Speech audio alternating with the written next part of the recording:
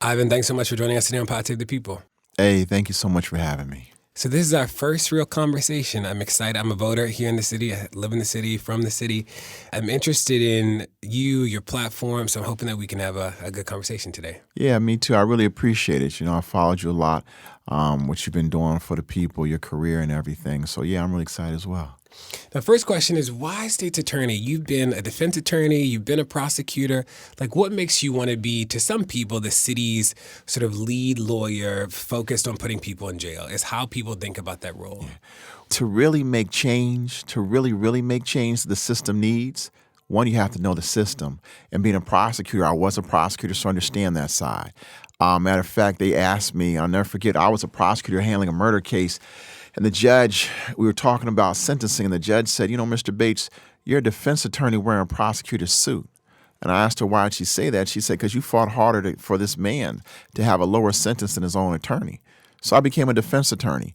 And being a defense attorney, you get to see the criminal justice system through the eyes of people who are charged. Some are guilty. A number of them may not be guilty. I realize a lot of good people sometimes make that one split-second bad mistake. And so if that's the case, someone needs to be there who understands them. And so I think for me, having been a prosecutor and defense attorney, it's not about locking people up. Yeah, if you're violent, I have to hold you accountable. And there are different levels of accountability, but I'm really big on second chances.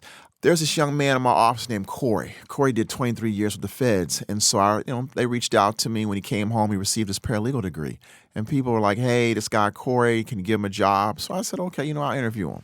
He came in and we talked. It was interesting because I'll never forget the sweater he wore was the sweater from the 90s. So I was like, I had the same sweater. So then I and I sat and talked to him, and he played an audio tape of a hearing involving a motion that he had written with some judges.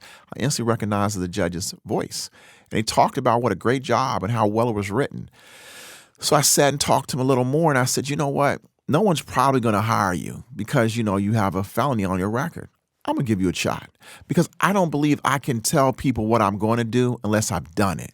And so what I realized, where I felt I was giving Corey something, he gave me more, because he gave me and told me that when there's somebody who's been down and they've been through something, if you're actually there to pick them up and believe in them, they will work as hard or harder than anybody. They won't take the opportunity for granted, and they really, really will run with it.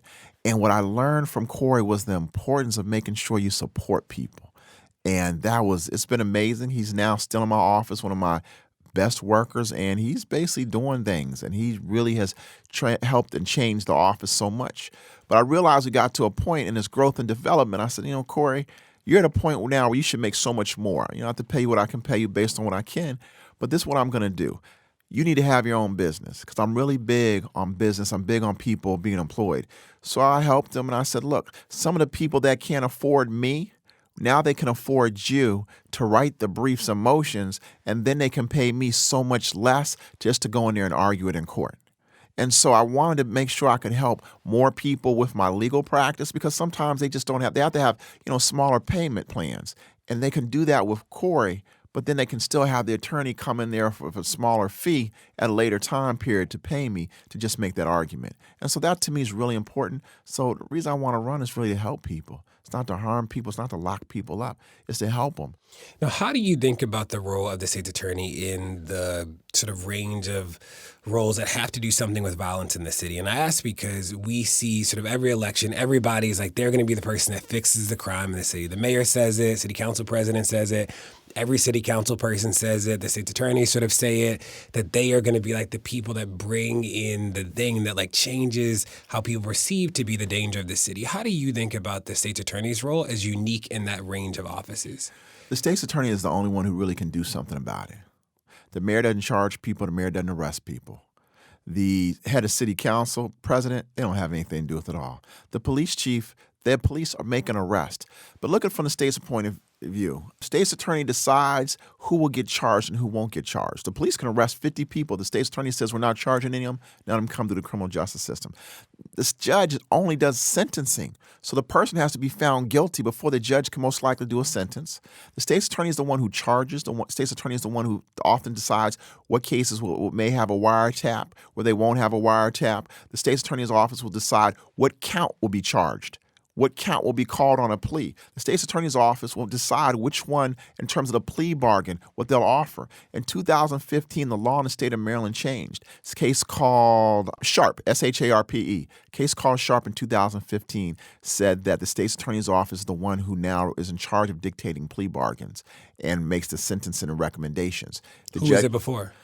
It was the judge. The judge would make a sentencing recommendation on a plea, and the state's attorney would say, yay or nay. Now the judge can make a sentencing recommendation. The state says, no, it is never going to happen. And the state sits down and says, Your Honor, our sentence and recommendation is 5 years and it's binding. The judge looks at the defense and says, okay, it's binding. But let's say a person's charged with 3 different types of handgun charges. One is a misdemeanor. One is a felony but doesn't hold mandatory jail time. And the other is a felony that holds mandatory jail time. The judge, no one else decides which count to call. The state can decide whether or not you have a felony on your record or whether or not we're going to go with a misdemeanor. And that's the power. And once you hold violent offenders accountable, then you make a change. But what about the individual that comes to court who's in college, on his way to college, the mother and father aren't together, he has no one at home to support him, and now all of a sudden he's before the state's attorney having taken a cell phone? Well, is that going to be a theft on a misdemeanor, or is that going to be the felony? Now you give him a felony, he goes to college, he can't receive, financial aid.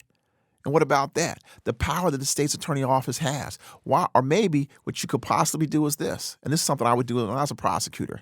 You know what? I know I could ruin your life. I want you to do some community service. Let's sit down and do 50 hours of community service. Know the people in the community. Bring something back showing you did it. I'll go ahead and dismiss this. Then you need to go to college and take this as a learning lesson. That's the power that the state has. So what will be different about your administration than the promises that we've heard before? And I say that as somebody who grew up in the city from Baltimore, is that we've sort of heard every sort of thing that people could offer. They're going to restructure the office. They're going to target. I think about when ceasefire was here, it was this idea of we're going to pour resources into communities and divert people. And we've had sort of 30 years of the most innovative practices, and the outcomes really haven't changed all that much. So what would be different about your administration? I'm the only one in this field that's actually been in the trenches. The current state's attorney, think about it, never tried a murder case, never been in the trenches, was there that long. The other opponent, he was really terrible in terms of mass incarceration. He brought a case that incarcerated more black men in our city at one time than anyone else. Charged 48 black men in this neighborhood with these range of crimes, of all these murders, being part of BGF. Only 14 people were found guilty. The most time anyone received was 8 years. I watched that case ruin an entire neighborhood. Yeah, there wasn't a murder in 18 months, but there were no black men in that neighborhood. You can't do that. I represented a black man in that case who basically lost his life, lost his job because he was charged with being a member of a gang. He lost his house because he couldn't work, and lost his family. So to me, what makes me different is I understand what mass incarceration does. I look at violent offenders totally different than everybody else. I have to sit down and explain, look, we cannot do the violence. But I also sit down and understand people are doing violence because they don't have hope. I recognize, why are we prosecuting small amounts of marijuana? Let's stop that. Because we're giving criminal records to individuals who can't get jobs. And if they go to college, they can't do something with their life. One of the things that's interesting, people attack and look at the bail bonds industry. What I argued against, I was against, hey, this is a bill that's coming in, and this bill says that we should have a second chance at a bail review, and they're talking about cash bail, cash bail, cash bail. To me, Maryland and Baltimore is totally different. I'm not so much for cash bail. I'm against mass incarceration. Once you took cash bail out the equation, there was no way to release anybody for jail, so it would lead toward mass incarceration. Now, people who don't practice in the system of Baltimore City, they don't understand. So they're looking at it from 1,000 feet up and say, oh, cash bail is terrible. Yes, it is. But if there's nothing in its place, we have no system.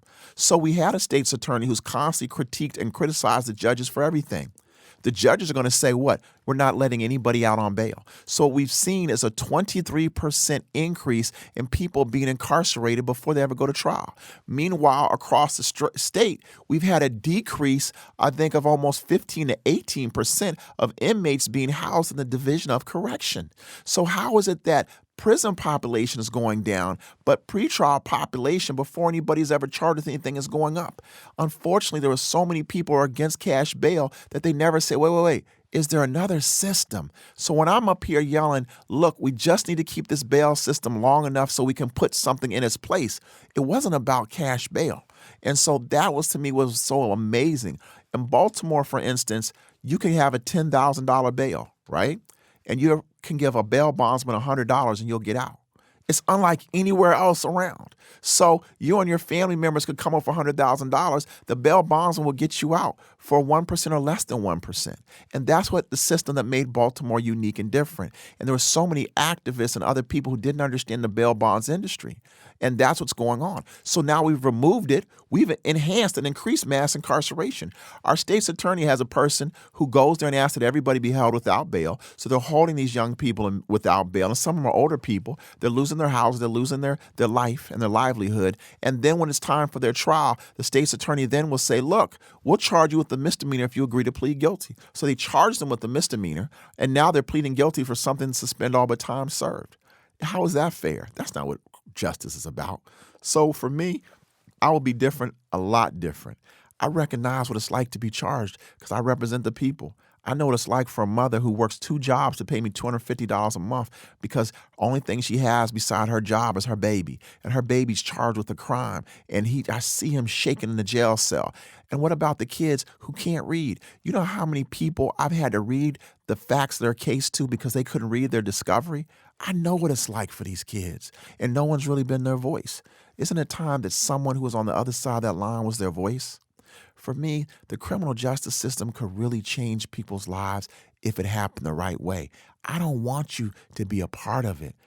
And unfortunately, if you're in it, I want you to get up on your feet and I want you to do something better with your life because I want you to be a success story. Because at Howard University, I learned you have to lift as we climb.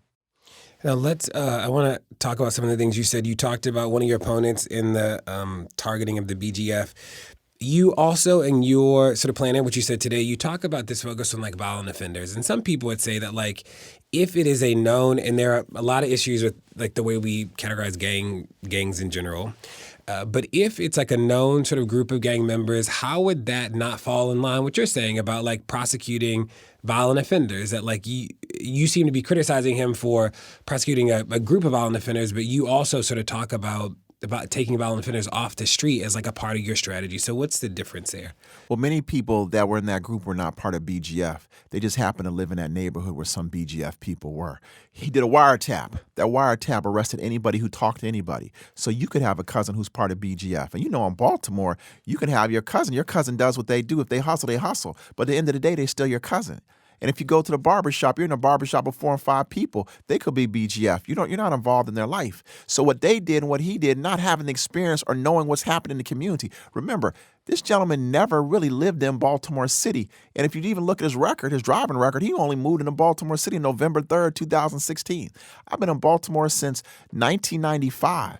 I moved out the city for a very brief time period to have my mother, who's handicapped, built her a house so she could have a place. Then my wife and I moved right back into the city. I've always been associated with the city, connected to the city, understand what makes the city live, breathe. And so from my standpoint, I understand that if you have 2 black men on a corner, that doesn't mean both of them are sitting out there selling drugs. Yeah, that makes sense to me. I think my push is like, how do you, and this is like, I'm genuinely curious, is you talk about violent offenders, and that makes sense to me. How do you do that in a way that doesn't recreate the same sort of race-based disparities that you seem to be criticizing? Like, I'm trying to understand that. Like, what you do with violent offenders is to me, let's take how I kind of view it. I have a program called community prosecution. Community prosecution deals with the grassroots level right there in the community. And one of the things that made me really understand it could work was this lady named Miss Johnson goes to my church. These boys sit out there and sell drugs right outside her stoop. There's no camera, nothing. They sell on Tuesday, Thursday, Saturday, and Sunday. And so community prosecution would involve Miss Johnson just coming to one of our community forums. She could tell her pastor what's happening. She may not come. Her pastor will let us know. Then we'll have a car where the police go with the video cameras, and they'll do a couple undercover buys. Once they do that, we videotape and we know who the individuals are who are actually selling the drugs. It could be 20 people on the corner, but we know which 2 came to the car and to sell the drugs. We'll have a warrant for their arrest. When we arrest them, then we get in their phone. Once we get in their phone, we'll see the real communications that are between the two of them. Once we see the real communication between the two, communications also go up to say who's bringing the packs in and things like that. We're not just talking about, hey, you're having a conversation with a person, hey, what's going on, what's happening? And so from there, you begin to have a better understanding, and that's how you begin to take down the gang. What happens oftentimes with a lot of those RICO-style, federal-style investigations, they come and grab everybody. And once they grab everybody, people would just go ahead and plead guilty because they're afraid. My whole thing is, let's not do a wiretap from the top looking down. Let's do it from the ground floor, building our way up to really see who are the people communicating and what they're doing. In my case, my gentleman, and the case that I had with my opponent, my gentleman got his hair cut in the neighborhood, and he was a bodybuilder. And so one of the guys who was selling drugs, he said, hey, I'm going to come by and get that. I understand. To me, that sounds like it's something drug-related. He goes in the house, comes back out. The police stop him. It's a brown powdery substance. They thought it was heroin. I get it 100%. It was tested and came back to be creatine. The officers told my opponent, hey, this man has creatine. My opponent said, doesn't matter. He talked to someone from BGF, so he's charged. He was charged with being a known gang member. And because of that, he lost his job. But he couldn't get his 401k because the company had a policy, if you're charged with something we view as an act of terrorism, we can't give you your 401k. He literally lost everything. So it takes understanding the people and understanding the cases. It's just about your experience. And your experience isn't just in the office. Your experience has to be with the people. If you haven't been with the people, then you don't understand what's going on in the community. Let me repeat back what I think I heard. This idea of like focusing on, instead of doing a top-down approach, like a bottom-up, I think that's what I heard. That makes sense. What about, there are a lot of people who would say, people who look like me and you, like grandmothers for sure, in some parts of the city, who would say like we should be locking up more people, that is actually a part of the strategy that makes the most sense. Not necessarily one that I always agree with or that makes sense to me, but like there are definitely people who believe that. And we think about however we talk about the most violent people in our communities, people are always thinking about like murder, burglary, those sort of things. So just trying to understand like what would your approach to those sort of things be, knowing that not everybody's going to be like this wiretappable, or maybe you think that they are. Everybody is not going to be that like kid who you can look at their phone that sort of takes you up a chain. Some stuff will sort of be disconnected, random acts of violence. Like what would your approach to those people be that doesn't recreate the disparities? Well, there are two ways to do it. One, if a violent crime happens, you have to have the relationships in the community to have people come forth to give you that information. Because a lot of times the people who perpetrate those types of violent crimes will not do it once, they do it 2, 3, 4 times. Just arresting the right people. We can do that by taking some of the people in the state's attorney's office, community liaisons. We can dispatch them to the families of all victims who've been murdered. The state's attorney's office needs to immediately make contact with all murder victims' families, because in the streets, families and people, they hear something. They will hear anything. What about the witness that gives an identification? The state's attorney's office needs to immediately reach out and contact and touch that person to develop that relationship to make them feel as safe as possible. And we have laws that are already on the books that will protect these individuals from and not give their identity to the defense side. Once you do that, it begins to build a trust so that people really see what's going on. The other thing that we have to do is really understand the people that we're targeting. And I see a lot of time people don't have that understanding. We can't just lock up everybody. So the people that are coming across, we know who they are. The people who are committing the crimes, we know who they are. One of the things, there's a big program that was in Wisconsin, I know they wanted to do at Johns Hopkins, a lot of time it's retaliation. So if we know that Michael Johnson's brother was murdered, we need to go throw our love to Michael Johnson. And the reason being, it's not just the family, but it's who's going to retaliate. We have to sit down and figure out, okay, we know Michael Johnson, we know Michael Johnson's family. You know what? We also see that Michael Johnson had 3 brothers, and one was just murdered today. The other 2 are both of them are out. One has a great job. The other one has been done time for attempt murder. We need to find that brother who's done time for attempt murder and try to make sure they're as comfortable as possible so they don't retaliate. So you have to also hit it at the root. So you understand people's natural emotional reaction. So that was an amazing program that was working in Wisconsin. Johns Hopkins wanted to bring it here. Unfortunately, the current state's attorney didn't want to share the material with Johns Hopkins to allow that program to work. That's the type of program I want to get behind. So you're making sure you're helping to do it in 2 ways. One, the relationship with the family and in the community. And number two, understanding retaliation is what happens a lot in terms of many of these murders. They're gang murders, but it's the retaliation that's on a whole nother level. Now, prosecutors think, oh, it's gangs, it's drugs and guns related because some of the people are involved in gangs and it's drugs. The retaliation is different. Once people are hurt, remember, hurt people want to hurt people. Okay, and the other thing is about bail. So I know in D.C. got rid of cash bail in 91, and when cash bail is gone, there's sort of three things that replace it. Either you're released on your own recognizance, you're just remanded you just can't get out, or there's some sort of there's some sort of supervision. And I think what you were talking about is that in Baltimore, when the court sort of seemed to end cash bail, that there were actually more people who were being detained and not being allowed to leave, right? That is what you're talking about. Now, my question there, so that makes sense to me as a critique of the way Baltimore implemented it, which is not the way that some places have implemented it. Would you be against cash bail if there was a thing that replaced it that had risk assessments or things like that actually didn't recreate those disparities? Because I heard you talk, warmly might not be the right word, but that's the only word that comes to mind, about the bail bondsman. And you, I know that the conditions that come with the bondsman sometimes also break families, right? That the idea of, you get to pay $100, but you don't pay that $100 and then it is a nightmare for you, right? That's a different sort of situation for people. I think Baltimore City is very unique in terms of with the African-American community because a lot of the bail bondsmen, their cousins, their uncles, it's a unique relationship. When you're taking 1%, what they'll do is say, all right, give me $500, $600. The Baltimore City criminal justice system is unlike anything anywhere. So I think every blue moon you may have something like that in terms of, what's going on, the pressure and the stress, but in Baltimore City, that's very rare. But no, I am against the cash bail, but we have to have a system in place. For instance, if you're going to get rid of cash bail, and now you sat down and said, as the court said, we want to look at electronic monitoring, Baltimore City really doesn't have electronic monitoring. And if there is a system of electronic monitoring through the jails, you almost have to have a perfect records to be on electronic monitoring. That, to me, is totally unfair. When you remove a system and don't have anything else in its place, one of the things that people don't realize is that prosecutors only want you to have one bail hearing. So now you're arrested. And let's say we sit down and say that, hey, you pointed a gun at me and you shot it. That's what I write, and I write in a statement of facts, and I take them out. And you're arrested for attempt murder. There are no witnesses. Bail review comes up because of the nature of the charges and because they say, well, you have the ability and you have a passport and you could fly, so your flight risk and nature of the charges, you're going to be held. But that's your only bail review, and you get that within 24, 48 hours max of you being arrested. Now you hire a lawyer. Lawyer is like, oh, no. You were in the office. You were you were recording at the same time, the same place. You were not on down on Pratt Street. And your attorney wants to present that information.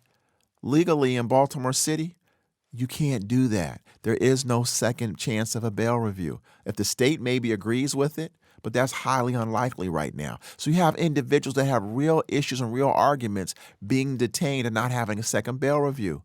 I was jumping up and down and screaming that they need a second bail review because a lot of times people are locked up, they're arrested, they're shocked, they don't know what's happening, they're dazed. At least when the attorney gets involved, then the attorney is able to sit down and say, hey, that's not right, and these are the things that we really need to look at, and this is a real alibi. Then you can be released. I was able to do that for a young man who was charged because the police didn't like him. They charged him for attempt murder. He was in Disneyland with his family. Because of my relationship with the prosecutor and because of my relationship with the judge, I stopped them from doing the bail review. I said, please give me 4 days to get you all the information. And they said yes. And I was able to get the information to sit down and show that he was down in Orlando because I had a picture of him the same time that the attempt murder happened, getting on a helicopter with his family. That was a rare instance. What about all the other people that are sitting in jail that don't have that opportunity? So what would be conditions of a replacement system, given that Baltimore's already sort of made the commitment through the courts that cash bail is sort of relatively ended, so people aren't being held because they just can't afford to get out? What would you do as state's attorney to replace that with a system that is not necessarily the bail bondsman, or maybe you would bring back the bail bondsman? What would you do? What would be the components of a system that had sort of a failed bail proceeding? Well, what I would do is, Baltimore County is really taking the lead on this in a lot of ways, and it's sad that Baltimore City hasn't. They have a very, very good risk assessment situation already. I know our current state's attorney said they were looking at something. No, it's already implemented in Baltimore County. You have to have that, but you also have to understand in Baltimore County, they have electronic home detention. I'm going to tell you why that's super important. Electronic home detention, pretrial home detention, if it's electronic, you get credit for your time, your sentence to be served. So let's sit down and say that you were charged with distribution of drugs. You're on electronic monitoring, and it's really 9 months before you have your case actually heard. Then your guidelines sit down and say that you should receive a year to 3 years. But you've been on electronic monitoring for 9 months. Under the law, you get credit for those 9 months being incarcerated. So even if you were to plead guilty and say we gave you 1 year, then you've done enough of your time right there. Home detention to me is really the wave of the future in terms of to getting rid of mass incarceration. I wanted to have home detention expanded. I would rather have you sitting at home at your house with your children serving your sentence around your family and being able to work. You're bringing money into the household. You have a job. You're beginning to understand. You're around your children. I mean, so often I've watched the criminal justice system divide families. I have a 2-year-old daughter. When I don't see her for 2 nights, I'm hurting. Imagine a person who's in jail and hasn't seen their children for 2 years. Those are types of things I really want to change. And what about the police? So in the city, you saw the gun task force trial like we all did.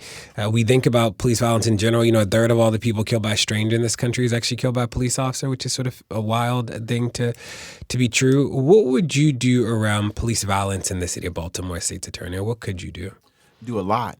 Remember, in many ways, people view me as the face of the victims for the gun trace task force. I had the press conferences. I recognized I've been fighting Detective Wayne Jenkins since 2010. They knew he was dirty. State knew he was dirty. We fought all the motion. Every single defense attorney in the whole city knew he was dirty. The line prosecutors prosecuting the cases knew they were dirty. Unfortunately, we had a state's attorney here who was more excited about keeping their conviction rate numbers up than doing justice. One of the things you first have to do, if you know an officer's dirty and that they're not doing their job, take them off the street immediately. You have to sit down and say, look, we're investigating you, so I cannot call you. That's the very first thing you have to do, to sit down and leave a message. So you would ask the police commissioner to take off dirty cops off the street? I'm just paraphrasing back what I heard. In the sense that I don't need to ask the police commissioner. I'm going to tell the police commissioner, I don't care if they made an arrest of a serial killer. I'm not calling them as a witness. Got it. I'm not going to do that as a state's attorney. I'm the only one that said, without a doubt, I'm not doing it. My other 2 opponents have said, well, we would possibly. No, I'm not calling you point blank in discussion. We also have to figure out, how do you prosecute a police officer? That's almost mysterious. Well, I understand that. Remember, involving in the Freddie Gray case, I represented Sergeant Alicia White. And to me, many people are like, oh, my God, you represent the police. Why'd you do this, et cetera, et cetera. We understand my background. I was with the NAACP Legal Defense Fund. I'm always about people's rights, the Constitution, protecting their rights. And so with Sergeant Alicia White, here's a African-American woman who calls me, sits down, tells me her story. And then I find out, wow, you're born and raised in Baltimore City. Your father died, was at a young age. Your mother worked 2 jobs as a single mother. And you go to church right here up the street in West Baltimore from the Gilmore Homes. Wow, you went to a historically black college, University of Maryland Eastern Shore. I went to a historically black college. Wow, and you came back to Baltimore. You had a really good paying job, and you decided you wanted to be a police officer because you felt you wanted to help your community, because you wanted people to believe in you. So I'm thinking, okay, I might take this case. And then I'm starting to hear from people in the community leaders. Because Sergeant Alicia White was an officer who was a community officer who started a program called A Cup of Coffee with a Cop. And so then there were people who loved her. People from her community said, please take this case. So I took that case. So the way you change the narrative in terms of what's going on with the police and the citizens, police have to know the city. They have to be part of the city. They have to be invested in the city. And when they are, you'll have people from the community asking an attorney to benefit and to be there for them in the fight and the struggle. How would you impact the state's attorney? Oh, tremendously. You have to have police officers of community prosecution being a part of the community. You also have to understand, if you're going to prosecute police officers, the most important aspect is called a use of force expert. The prosecution of Freddie Gray didn't have a use of force expert until the very end. When you get ready to prosecute an officer, have a use of force expert. Why? See, there are different rules. The police have one set of rules, the citizens have another. It's true. That's what the law says.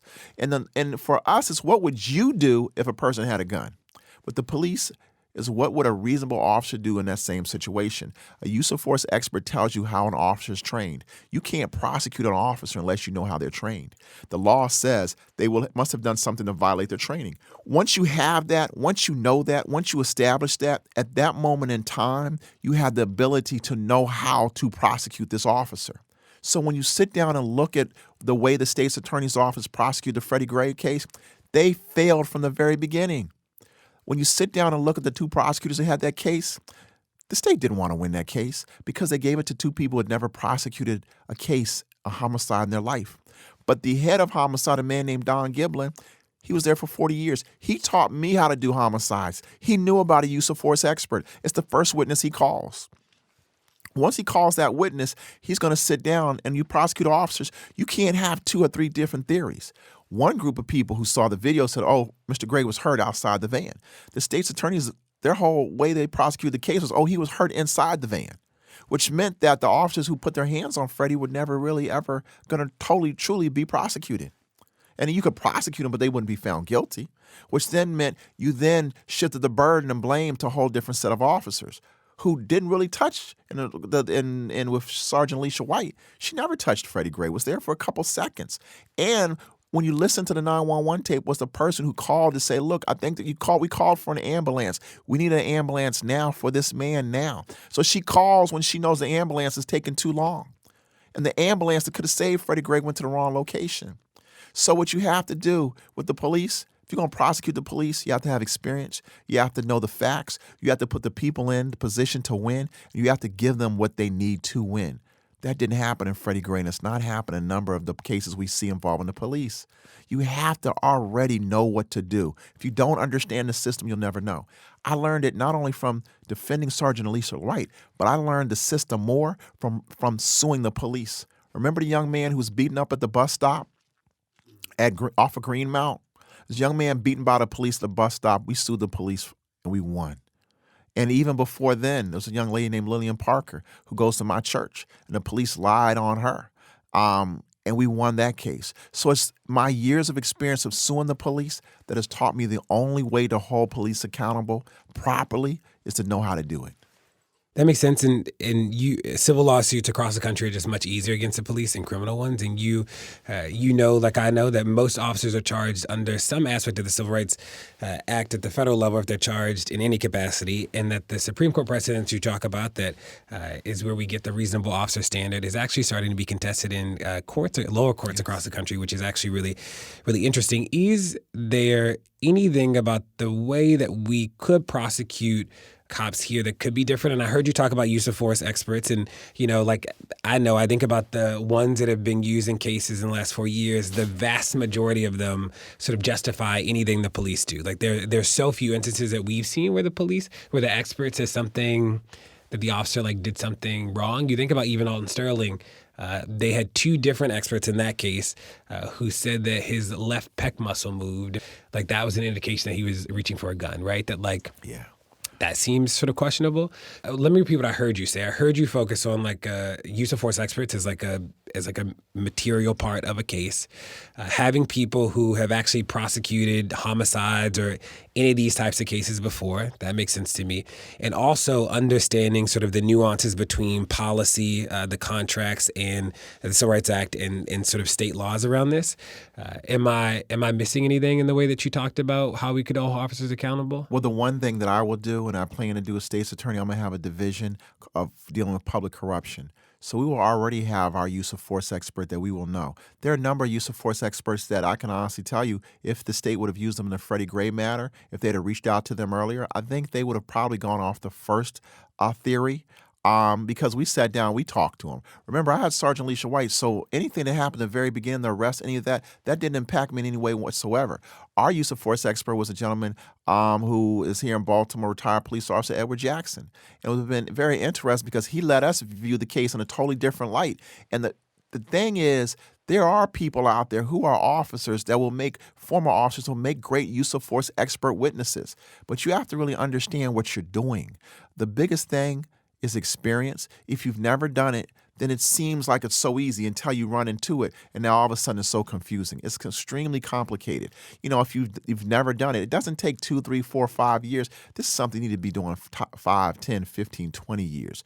That's why you want to sit down and get a retired officer, have them right there so that they can take the prosecutor step by step. There are a number of retired homicide detectives that I know, and speaking to them, they looked at the case very differently than the state's attorney's office, but in a sense that they could have prosecuted if they would have done things in a different light.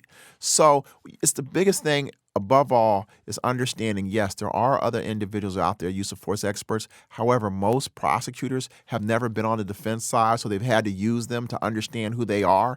I have. So I understand that world. And understanding that world allows me to be a better prosecutor because I know what the state's going to argue, but what the defense will argue, and I know how to beat and win it. Cool. You also talk about juvenile justice as a part of your platform. What's the what there? Well, when you look at juveniles, we have to control that because juveniles and these kids are our future. So it's a couple things. When I sit down and look at life, I look at life a lot. I was blessed with 2 parents, father and a mother. I know a lot of these kids, unfortunately, aren't. A lot of things that my father gave me are the laws and the rules that I understand I take forth today. And so a lot of that has to do with discipline and making sure you're supported, you're cared for, and you're loved. I don't think the system really displays that. The system doesn't show that it really cares for the children. That's why you see so many of these young prosecutors going in juvenile. They're there for a little while and they move on. It's not that they don't have a connection with the children or they don't want the job, but what it really shows me more than anything is that they're young and they're just not at that stage where they're totally focused and dedicating their career to juveniles. I only want people who are 100% dedicated to being in the juvenile system, part prosecutor, part social worker, because that way when their kid comes in, they'll know who their kid is. That kid may be in the juvenile system for 3 years. They'll identify them and be with them every single time. They may pick up a new case, and they'll know who these kids are. Our system looks at it wrong. It says, oh, why did they do A, B, C, and D? We need to figure out what led them to being in this position. My wife was a school psychologist here in Baltimore City.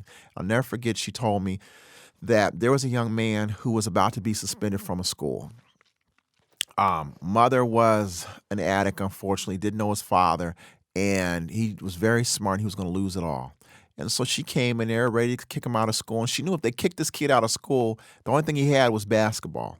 And he just did enough to stay relevant so he could play basketball. And when she sat down and she talked to him, she said, okay, yeah, he broke this rule. And he's broken these other rules, somewhat small in the past. But what have we done to give him the support that he needs to be successful?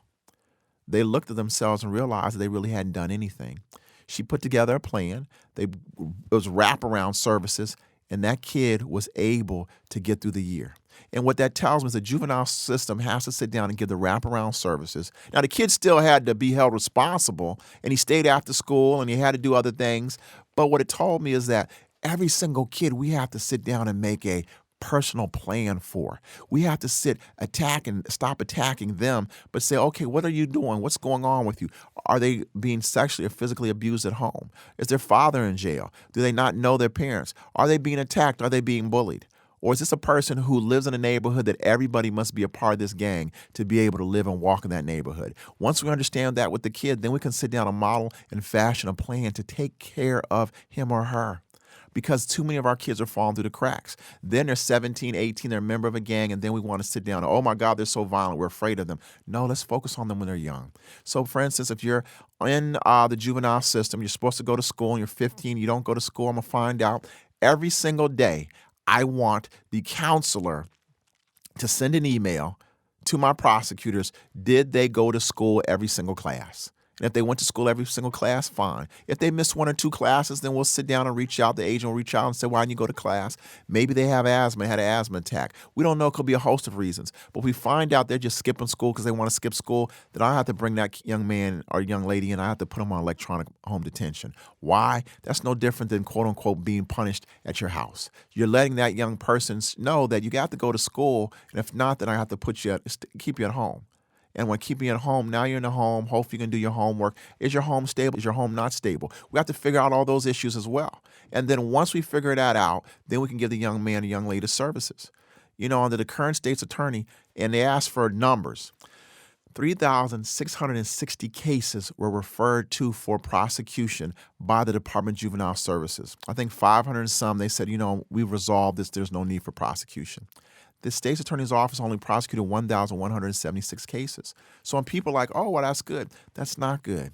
And the reason it's not good, it's not about the prosecution of cases, it's about those cases are individuals who need services. We can't give the services to the kids if the kids aren't in the system. I don't want them to be in the juvenile system. Are you saying that those people that weren't prosecuted weren't diverted to services? No, they weren't. They were not diverted to services. And those are the things that we've been able to see. I don't want the juvenile record, the juvenile system. It's like the preseason in football.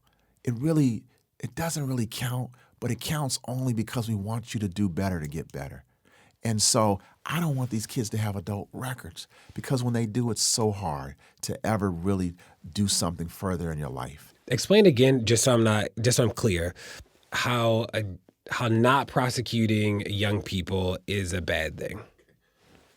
Perfect example. The young man who's now been charged and accused in the murder of the officer? Yes. Okay. In the other county. In the Baltimore County. Yes. That young man, in a short span, had 3 auto thefts. State's attorney's office only prosecuted him on 1. It dismissed the other 2. When he was sent to this location he was sent to, they only saw a kid who only had 1 true contact with the juvenile system. They didn't see the whole picture. Therefore, they could not put together a plan to say, why is this young man, he went from 0 to 100 in such a short span. His mother's saying she can't do anything with him. She needs help. What is he around a certain group of people? Or maybe there's a mental health issue going on. What's happening with him? So it's about giving the people who give the wraparound services the total picture of who this young man is. You may sit down and say, we're going to dismiss 1 of the cases and we'll proceed with 2 of them. It's not about prosecution. That's not what juvenile is about, prosecution. Juvenile is about the services for the rehabilitation. Their actions say they're screaming out, asking and looking for some help. And it's not about prosecution. And even in the juvenile system, they don't call it prosecution. We call it adjudication. Remember, I was the only person in this race who's ever been in the juvenile system as a prosecutor and as a defense attorney. It's about adjudication, which means how can we help this young person? And you would, I'm paraphrasing here, you would stop the rotation out of juvenile Yes. and have people stay in juvenile. Yes. I heard that right. Okay. And I wanted to switch topics around management. So I think this would be the largest sort of team or office that you've managed in your career. Talk about your ability to be able to walk in and be successful in day one, given that this would just be a different scale of leading. Okay. It is and it isn't in the sense that, before, when I sit down and look at the kids, everybody had their way growing up. Look, I was a knucklehead, but my father pushed me and I graduated from high school, so I went to the Army. United States Army taught me a lot about teamwork, management, leadership. Those are just skills that you just had to have and learned. And even when I was in college, I was student body president at Howard University. So then it's just dealing on a larger scale, because you're there with all the students. Not all of them are listening to you or things like that, but it's still working together collectively. In Howard back in the 90s, and now I'm telling how old I am, we took over the administration building. But one of the things that I did at Howard University, we took a group of buses to Kentucky State when they wanted to go ahead and make Kentucky State no longer HBCU. So it's still, organized at any time you do something from an activist point of view. It does take leadership. It does take, having a vision or view. But when people believe in you and believe in that vision, they will follow you to do those things. So we took the bus to Kentucky State and we helped with that battle. So in terms of that, those are the things that I've been through being a prosecutor. So I walk in day one for a whole level of respect, having been not only a prosecutor, but a defense attorney. Remember, I'm the only one here who's managed people in terms of building my own law firm from scratch. And so when you are responsible for feeding people, for people's payroll, their paychecks, and that's when people also respect you. Also, when you sit down and look at the prosecutors, right now out of 210 prosecutors, 105 state's attorneys have left the office. I'm the only one in this race that a number of those people will want and do want to come back and work with.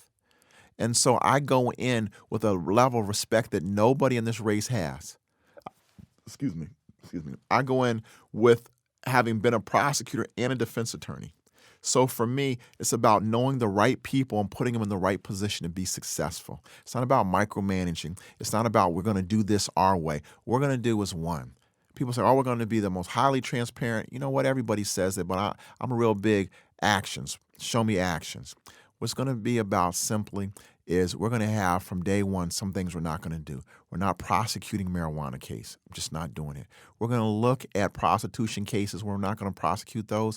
I want to do something different in terms of making sure the young ladies who could possibly be doing that, okay, we can bring them in, but we want to bring them in to make sure they're fine, make sure they're okay, make sure there's no sex trafficking, and maybe they need to have medical issues. I'm very big on that. We're going to look at doing drugs and how we prosecute drugs totally different because I want people to get help. I want people to get drug treatment. And those are the things from the top down. When you lay out your narrative and what you plan to do at the very beginning, people will follow.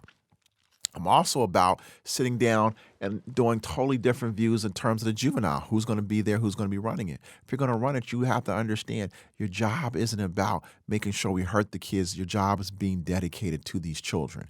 But I also have to understand if you're in homicide and a homicide division, before we charge a person, we need to know, can we win beyond a reasonable doubt? It's not, can we possibly charge them? Yeah, we could possibly charge them. But is this the type of case we can win beyond a reasonable doubt? When I was in a homicide, and people are like, oh, wow, you say you won all the, yeah, I won the cases I was involved with. And the reason I won was because we only took the cases where we knew the people were guilty. We worked with the homicide detectives with real relationships to go after those violent people who were guilty. And when you have that mentality and you're working together as a team, you can get things to be accomplished. You have to, and to me, the biggest thing is you have to sit down and make sure you keep the people and the community has to be who you're working for. So my experience from my days in the military, from college, having my own law practice, working at a law firm, managing people, but just understanding people and having my vision in terms of what I want to do with the office. From day one, taking the top 10 prosecutors and focusing on the first 100 most violent individuals, to redoing the Baltimore City State's Attorney's Office in terms of juvenile vision, to focus on drug treatment, to focus on mental health court, to having my legislative branch understand our focus is going down to Annapolis for expungement of nonviolent felonies. Our focus will also be working with the industry to make sure we can really put together a real, not bail industry, but a real pretrial process that does not necessarily include the bail industry. You know, those are things to me that are important, to make sure that we level the playing field. And when you sit down and you do that, you don't have so many promises, to making sure we look at community prosecution and making sure I have my police corruption division. When you have this promise or that promise or this promise, you can't have too many promises. You have to sit down and focus on the things that we can really carry out. When you spoke about juveniles, you talked about the importance of sort of having them go through the process so that you can put them in services, right? So not so that you can necessarily put them in detention, but that like a part of putting them through the process is actually helping them. When you talk about adults, you talk about sort of not putting them through the process, right? So you talked about like not prosecuting marijuana cases, not prosecuting prostitution cases. So it seems like your philosophy around the importance of people going through the process is different with juveniles and adults. And I just wanted to ask that for clarity. Well, I don't want the juveniles to go through for instance, if a juvenile is charged for auto theft, they have to go through the process. If an adult is charged with auto theft, they have to go through the process. If a juvenile is charged with marijuana, no, we're not going to send them through that process.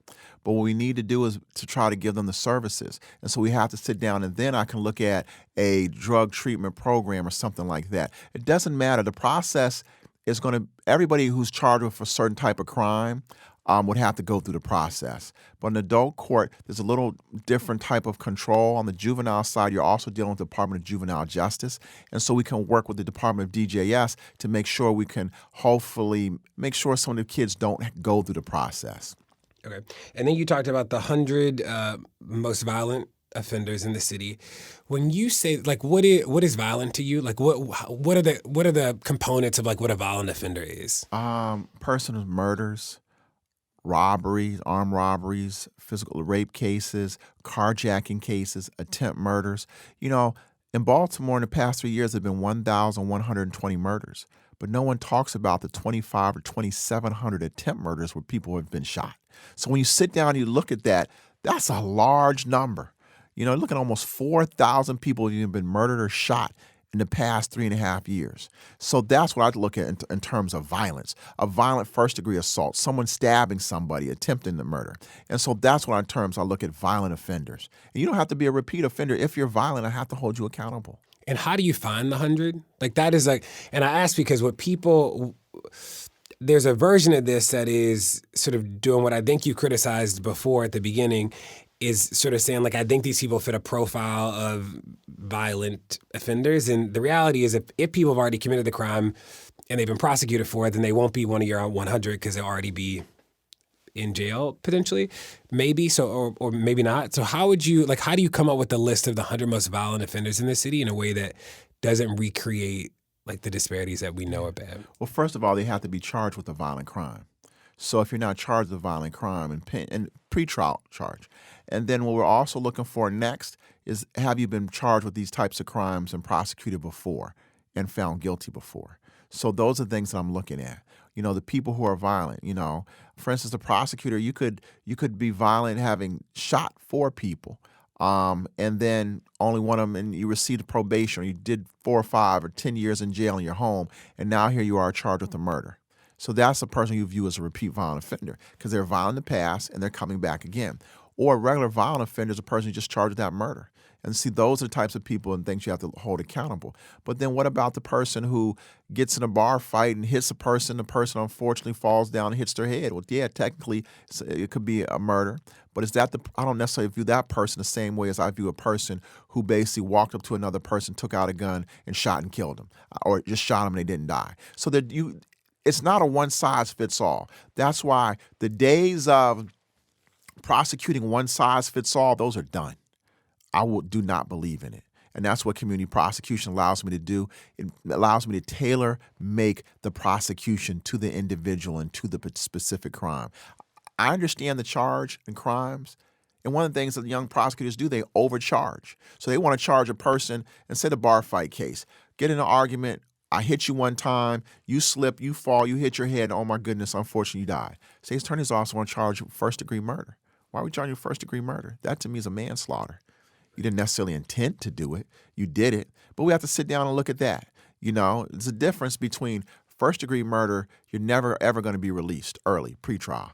Manslaughter, you can probably get pretrial on electronic monitoring, but then you're still accumulating the time. First-degree murder, your guidelines with no record are 20 to life. Manslaughter, your guidelines with no record will be 3 to 6. Big difference. And so also the way that's tabulated in Division of Correction. Manslaughter is not viewed necessarily as a violent offense, where first-degree murder is viewed as a violent offense. And so you have to look at that when you sit down and look at a person, putting them in the system. And why is that important? Under the Restorative Justice Act, a nonviolent offense, you can get out quicker, a third of your time. Under the, if it's a violent offense, then you have to do a minimum of half your time. So that to me is so important. And so much has changed within the system the past 3 years that if I make it one size fits all, I'm having people caught up in a system that they don't need to be. But I also am allowing some people who are violent slipping through the cracks. So I have to sit down and focus on every single person and understand the system really. So it's what you're charged, you 2 people charged with murder, they're both different murders. Whereas say the other person walked up to you in the bar and beat the crap out of you with a bat and everything, and you died. Well, that's first degree because they brought the bat in there because it was premeditated to knock you out and to cause the bodily harm. The hit is just, hey, we arguing, and the person slips and falls. It's 2 totally different. And so currently what I see now in the state's attorney's office, they charge everybody with the same thing. What I need to do is make sure you know who that person is. Mm-hmm. And that to me is the difference. Cool. Last set of questions is, saw in a Rolling Stone interview, and push me if I'm paraphrasing this incorrectly, that you said that you would advocate for dropping the charges against the serial focus of Serial, Adnan. Is that a true recounting of what you said in Rolling Stone? And if so, how would you be able to make those statements on a case that you haven't necessarily worked on so closely? Okay. It's true. I know a lot about the case. When they had the bail review in 1999, it was in front of the Judge David Mitchell, I was his former law clerk. And unfortunately, he couldn't see the jury box because I was sitting there as a young prosecutor waiting for my case to be called. So that was when it first brought my attention. I was in the homicide division when Kevin Yerrick tried the case. And then I've always paid attention to the case. The case has a couple pieces of evidence. One, it had the cell phone. We now know that the cell phone information is no longer good as junk science, and that's thrown out. So if you don't have the cell phone, the other piece of information evidence that you have is the witness who comes in there, Jay. Jay's given 3 or 4 different statements. Back when the case was prosecuted, Ms. Jessamine used to tell us, and she was the state's attorney, she only wanted to prosecute not on one witness cases, but she needed to have something to corroborate their statement. And so that's important. The reason I wouldn't is because of what Ms. Jessamine gave us and what she told us back then when I was on homicide. Have something to corroborate the evidence. If you no longer have the cell phone, you couldn't triangulate the cell phone, and you can't put him there at the location for the cell phone, you're relying on one person who's given 4 different statements. And now the newest piece of evidence that is newly provided is the alibi. And the case law tells us, because remember, not one but 2 separate judges have sat down and said, no, we're going to send it back for a new trial.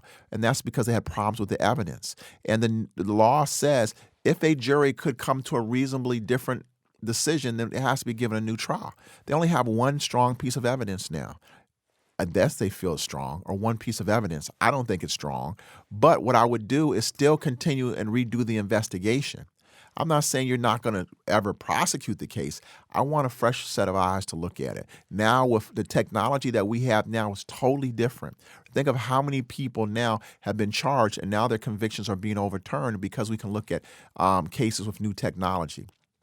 Remember, this is a man who was put in prison at 17. The other thing that blows my mind is my opponent, who's the prosecutor with that case, says they're against juvenile life sentences. However, they want Adnan to continue with his life sentence. The case should have never been in the Attorney General's office. This was straight a political ploy, and the case should go back to the state's attorney's office, where you can allow the prosecutors who handle homicides on a consistent basis to look at it. And from my standpoint, where I am, having seen that and been involved with it, we're not going to prosecute it. We're going to sit down and we're going to reinvestigate the case from the ground up. And that's really the best thing and the best way to handle it. Now, one of the things that we ask everybody on the pod is, what is a piece of advice that you've gotten over the years that has stuck with you? Came from my father. I treat people the way I want to be treated. You know, I look at the criminal justice system. Most of the people I represent look like me and you. Come on now, any day, any second, I could sit there as a defendant. So I recognize that. As a prosecutor, I always thought about that, and I treated people the way I wanted to be treated. As a defense attorney, I fight for these kids in ways because I know I'm probably the only person. And oftentimes they tell me they never knew a black man was a lawyer. My name's Ivan. And so now they all know Bates. What I've learned is when you treat people the way you want to be treated, God blesses you in so many ways. And so if you do that, then we'll be in a total different place. If the criminal justice system were to see people as people and how would you want this system to treat you, it will change it.